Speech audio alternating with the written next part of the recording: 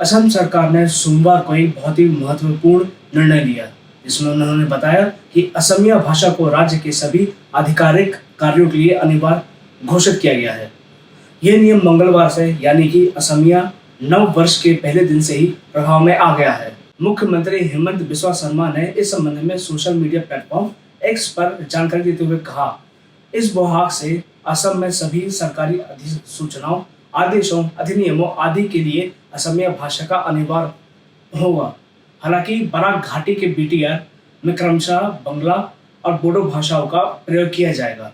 राज्य के राजनीतिक विभाग द्वारा राज्यपाल लक्ष्मी प्रसाद आचार्य के निर्देश पर यह अधिसूचना जारी किया गया।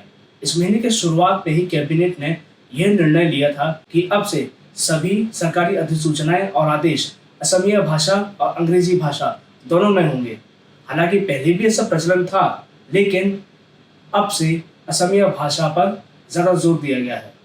अधिसूचना में कहा गया है कि सभी आधिकारिक कार्यों में असमिया भाषा का अनिवार्य रूप से उपयोग किया जाएगा।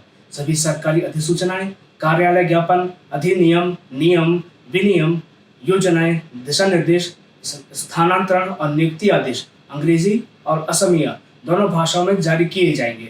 बराक घाटी, जिसमें 3 जिले शामिल हैं, वहां बंगला भाषा का उपयोग अंग्रेजी के साथ किया जाएगा, जबकि बीटीआर के 4 जिलों में बोडो भाषा का प्रयोग अंग्रेजी भाषा के साथ सभी सरकारी कार्यालयों में किया जाएगा।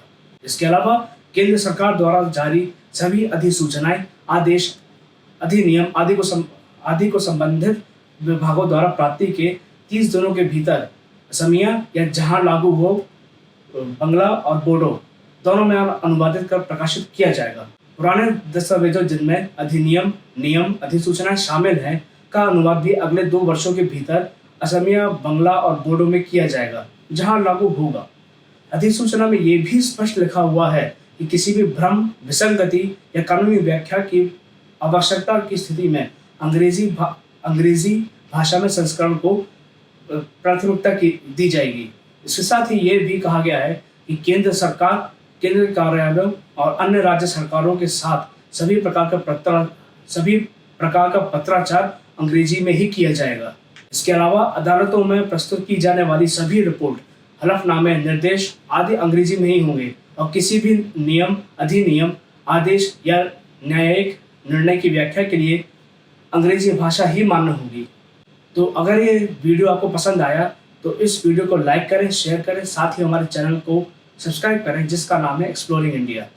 मिलते हैं अगली वीडियो में किसी और नए टॉपिक के साथ। तब तक के लिए मैं आपसे विदा लेता हूँ। नमस्कार।